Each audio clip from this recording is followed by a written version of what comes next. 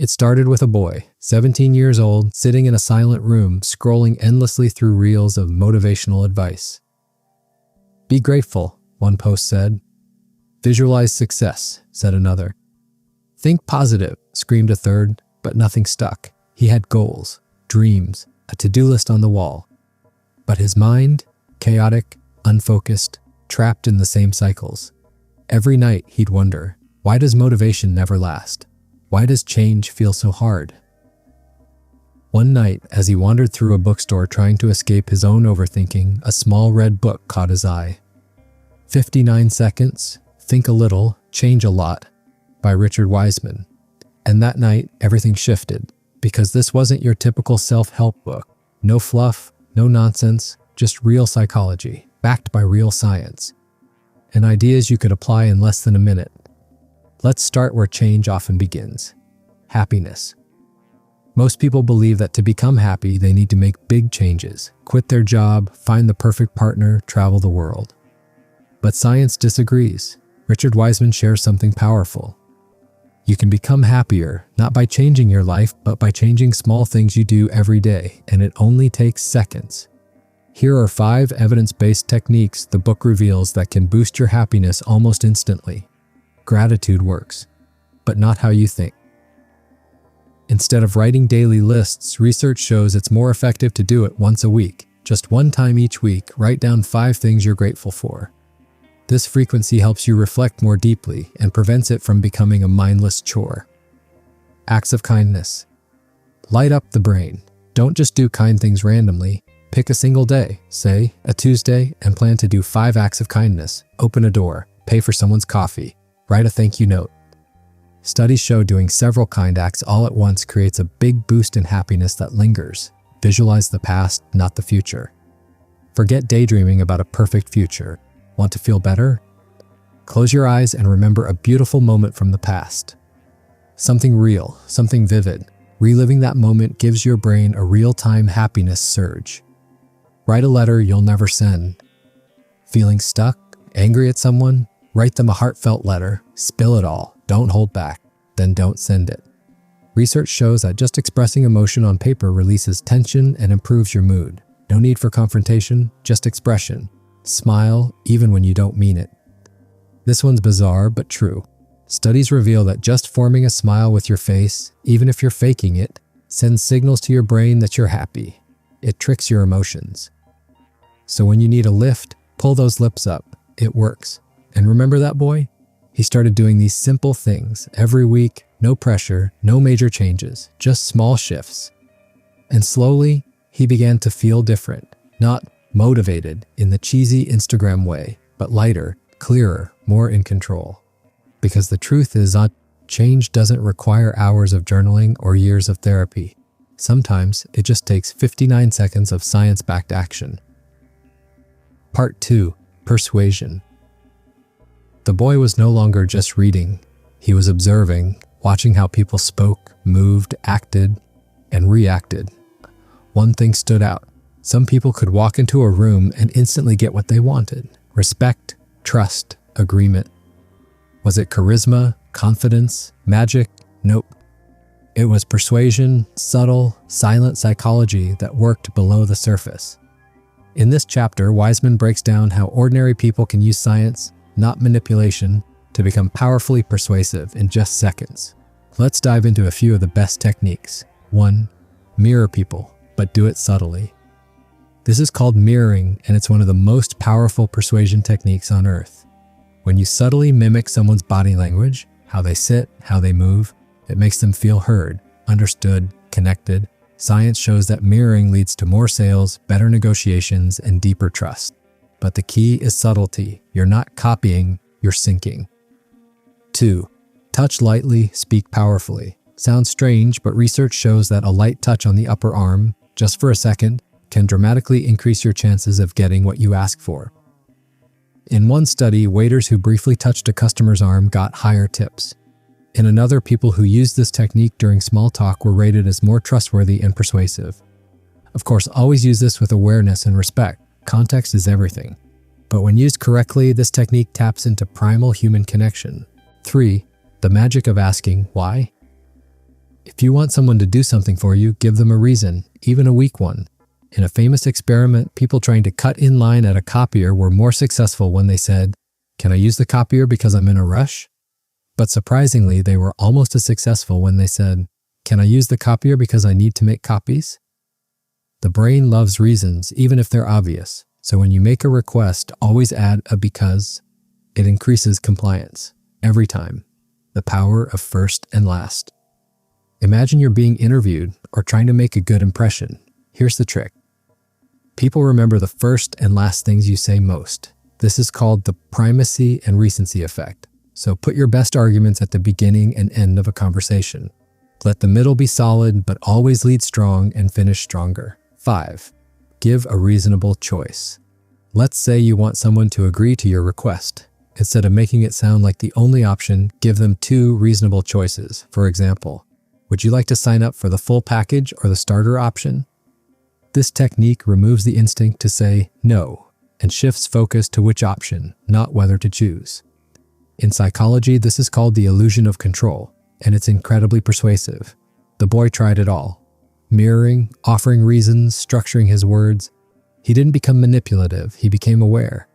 And awareness changes everything, because in a world full of noise, the ones who know how to speak with science-backed clarity win, not because they shout louder, but because they know what actually works. Part 3. Motivation. The boy had big plans. He made vision boards, wrote goals in glitter pens. He stared at them every night, visualizing success just like the self-help gurus told him to. But weeks passed, and nothing changed. It wasn't laziness, it was confusion, until he read the next chapter.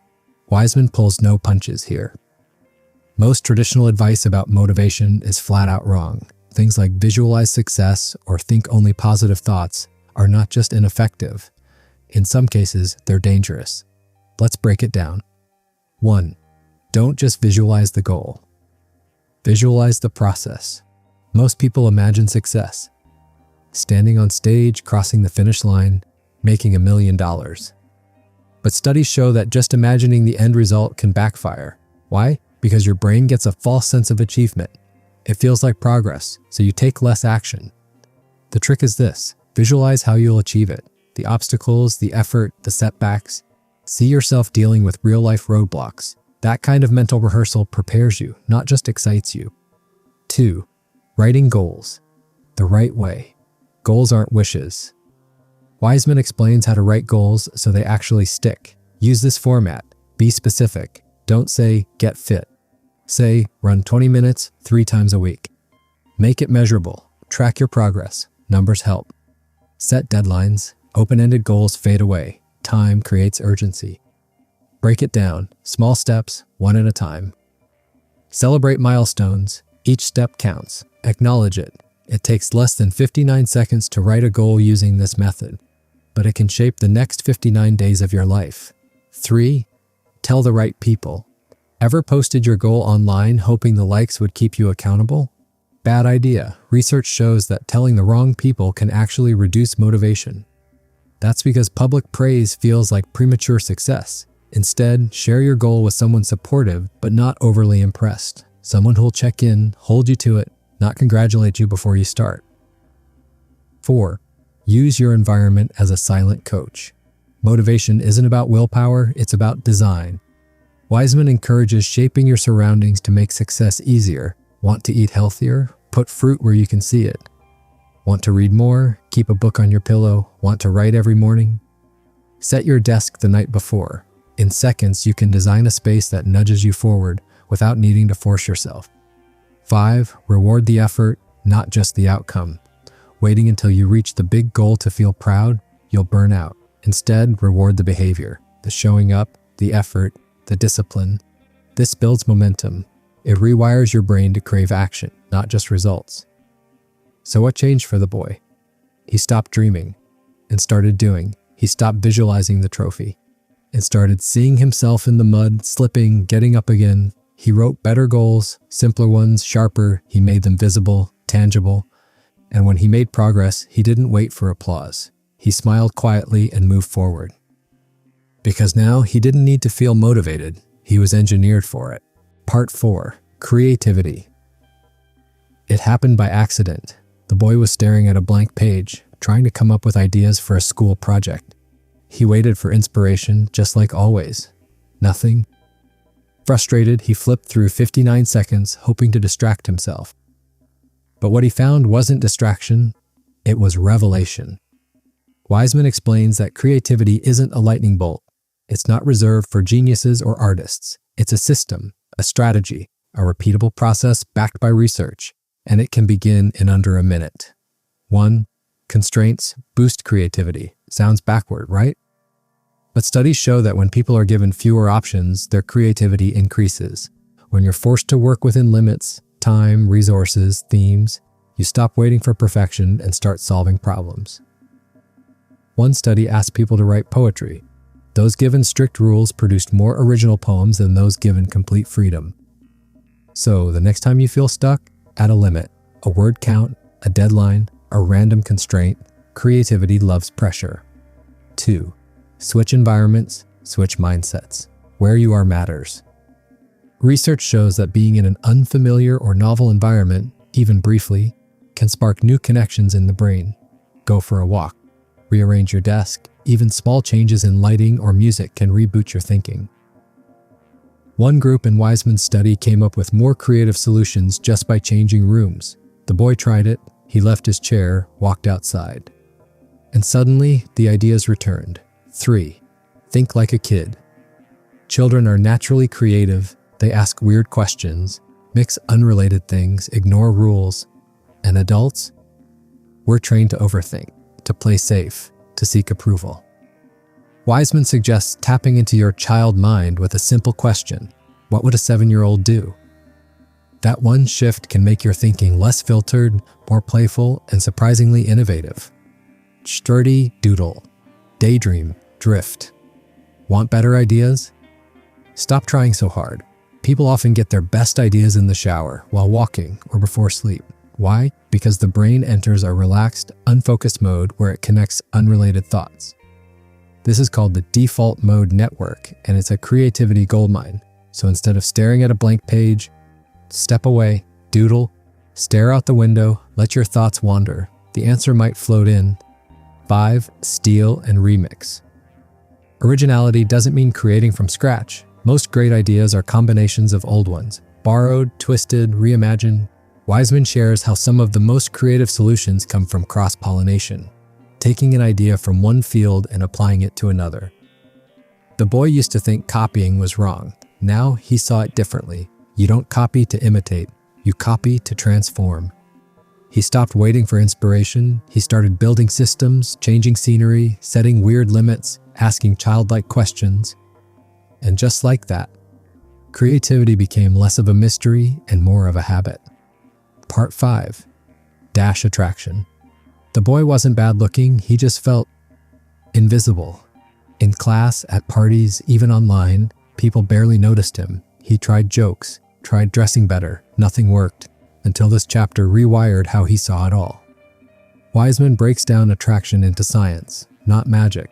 It's not about luck, money, or movie star looks. It's about subtle signals, micro behaviors, and psychology you can use in seconds. 1. Similarity sells. Ever notice how we feel close to people who share our interests, background, or even birthday? It's no accident. People are naturally drawn to those who are similar, even in the smallest ways. Same taste in music? Check. Same hometown? Bonus. Same sense of humor? You're in. Wiseman's advice: when meeting someone, don't try to impress. Try to connect. Find common ground. Fast. The boy stopped talking about himself, started asking questions, and suddenly conversations felt warmer, more natural, more alive. 2. Mirror, but gently. There's power in mirroring body language. Subtly copying someone's posture, tone, or gestures creates unconscious rapport. It tells the brain, we're alike, we belong. But here's the trick. Keep it natural. Too obvious and it backfires. Too robotic and it's creepy. Wiseman's study showed that even a 10-second mirrored movement can build instant connection in interviews, dates, or everyday chats. 3. Use the misattribution of arousal. It's not as weird as it sounds. When people feel excitement or adrenaline, say from a scary movie, a roller coaster, or a heated debate, their brains often mislabel the cause, meaning if they're with you during those moments, they might link that thrill to you. Wiseman's experiment? People who met on a shaky suspension bridge were more likely to flirt and exchange numbers than those on solid ground. So for a stronger spark, choose high energy settings, not coffee. Try karaoke, not dinner. Try dancing. 4. The power of touch. One gentle touch, a hand on the arm, a pat on the back, can increase likability dramatically. Of course, only when respectful and appropriate. In restaurants, servers who lightly touched customers earned significantly higher tips. In social settings, the same touch made people appear warmer and more trustworthy. Touch speaks directly to the brain's emotional center, sometimes louder than words. 5. Be a good listener. Literally, being likable isn't about being interesting. It's about being interested. Wiseman emphasizes a powerful truth. People like those who listen to them. Active listening, nodding, eye contact, asking follow-ups, signals respect and attention. It makes people feel seen, heard, valued. The boy realized he didn't need better stories. He needed better ears. He didn't change his looks, didn't learn pickup lines. He learned people. Suddenly, others leaned in when he spoke, laughed more, opened up. Because now he wasn't trying to be impressive, he was being present. Part 6, Stress and Happiness, Hacks he didn't know how long it had been. The boy had been walking around with a storm inside him, school, expectations, the pressure to be better. He wore a calm face, but inside everything was on fire. Everyone told him to relax, breathe, meditate. But when he tried, it never worked. Until this part of the book changed everything. Wiseman doesn't offer vague advice. He gives you practical tools backed by science. Tiny tweaks that require almost no time, but can reprogram your mind. 1. Reframe the past. When people dwell on bad memories, their mood tanks. But there's a way out: writing. Wiseman found that people who spent just a few minutes writing about a painful experience, focusing on how it helped them grow, felt happier, healthier, and more optimistic. The brain, it turns out, listens to your story. Change the way you tell it, and your mind heals. So the boy sat down. He wrote about the time he failed, but this time he wrote about what he learned from it, what he gained, and slowly the pain lost its grip. 2. Count acts of kindness. Want to feel better fast? Each week, do 5 random acts of kindness and do them all on the same day. Buy someone a coffee, compliment a stranger, call someone you've been avoiding. In Wiseman's experiment, this routine led to significant boosts in happiness and lower stress. Why? Because helping others gives us control, purpose, joy. It's medicine that works both ways. 3. Spend on experiences, not things. We chase happiness in new clothes, gadgets, and upgrades. But science shows experiences, even small ones, bring more lasting happiness than material stuff. A meal with friends, a day trip, a walk somewhere new. The boy stopped spending on trends, started investing in memories, and he felt the shift. 4. Smile, even if you don't mean it. This one feels strange, but studies prove forcing a smile, even a fake one, can actually lift your mood. Why? Because the body and brain are in constant conversation. When you smile, your brain assumes you're happy and starts releasing feel-good chemicals. The trick? Use a real feeling fake smile, engage the eyes, not just the mouth. Try it. You might be surprised. 5. Change posture, change mindset. Slouching doesn't just hurt your back, it hurts your mood. Wiseman highlights how upright posture, standing tall, and walking with energy can instantly shift your mental state. Feeling low? Don't wait for confidence. Act it. The boy stood taller, shoulders back, chin up. He didn't feel fake, he felt ready. 6. Declutter your space, declutter your mind. Messy environment, messy thoughts. Wiseman suggests that cleaning your room or workspace, even for a few minutes, can reduce overwhelm and increase focus. It's symbolic. It tells your brain, I'm in control. The boy started with one drawer and ended up clearing more than just clutter. He realized happiness wasn't something you chased, it was something you built with small choices, daily actions, tiny 59-second steps. Part 7. Decision-making and final takeaways. He stood in the aisle for 10 minutes, staring at 2 notebooks. One sleek and expensive, one plain and cheap. Why was something so simple so exhausting? The boy thought he was just indecisive, but Wiseman made him realize decision fatigue is real and avoidable. This final chapter unlocks the science behind how we choose and how to make better decisions faster. 1. Don't overthink it. We believe that big decisions require deep analysis, but research says otherwise. In Wiseman's study, participants who made decisions instinctively without overthinking were happier and more satisfied than those who analyzed every detail. The trick? Set a time limit. Give your brain space to react, then decide. Sometimes the best choice isn't the perfect one, it's the one you commit to. 2. Visualize the process, not just the outcome. We've all heard the classic advice, visualize success. But Wiseman warns that's not enough. If you only imagine the end result, winning, succeeding, achieving, your brain feels satisfied and slacks off. Instead, visualize the steps you'll take, the hard work, the plan, the process. That's what drives real progress. The boy stopped dreaming about being confident. He started picturing the walk, the eye contact, the first hello. And slowly, it became real. 3. Beware of false memories. Our minds are powerful storytellers, but not always reliable ones. Wiseman reveals how memories can be rewritten even without us knowing. Small suggestions, questions, or repeated ideas can alter what we believe really happened. The takeaway? Be aware. Don't trust every memory, and be cautious when others remember for you. Truth matters, but how we remember it matters more. 4. Make habits. Easy and immediate. Want real change? Don't rely on motivation. Build systems. Wiseman says the best way to stick to a goal is to make the action tiny, obvious, and rewarding. Want to exercise? Put your shoes by the door. Want to read? Keep the book on your pillow. Want to drink more water? Use a fun bottle you'll actually reach for. The boy realized it wasn't about discipline, it was about design. 5. Do a weekly 59-second reset. Every week, ask yourself, what did I do well? What did I learn? What do I want to try next? Write it down. Just for 59 seconds, it sounds small, but repeated weekly, this habit shapes mindset, tracks growth, and strengthens purpose. The boy finished the book, but he didn't close it.